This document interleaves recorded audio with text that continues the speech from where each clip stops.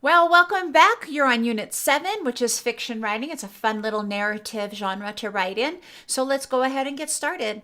So here's your letter explaining a little bit about what that lesson for the month is going to be about.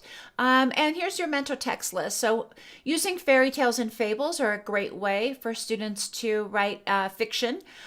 We also have suggested Froggy Learns to Swim by Jonathan London is a great one, and Goldilocks and the Three Dinosaurs is also a great one that we'll be using this month.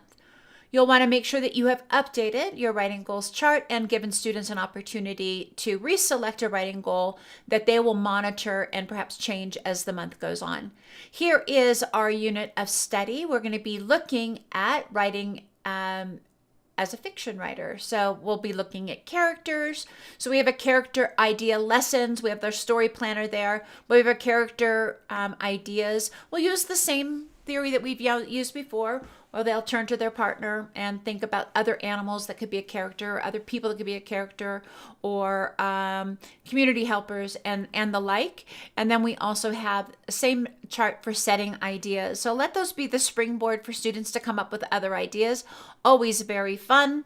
And then we have the different types of stories that could be there. So we have funny fiction stories, quests, good versus evil, happily ever after. So those are some that we'll be exploring. Also, great beginnings. So how do we start off a piece? That is part of this unit as well. Fiction sounds a little different than narrative writing. And then, of course, we'll always bring back how to spell words. So that's included as well. Again, that's part of your core curriculum. But we want to make sure that it transfers into their own writing. And then we're also going to talk about dialogue. So we've already talked about speech bubbles in a previous unit, but for this unit, we're also going to introduce the quotation mark. Do we expect first grade to master quotation marks? No, that is something that comes over time, but we're going to include those in there so students can see how those work similar to the speech bubble. Let's see, what else do I want to share with you?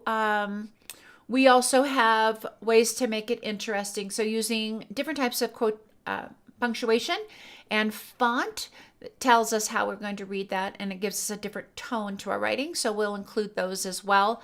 And then we have our fix it up strategies, right? So that concludes Unit 19. Remember, we're going to collect the pieces they decide not to publish, send those home with a parent letter, fix up this particular piece, and then look forward to celebrating. I told you we're going to go faster and faster. We are there.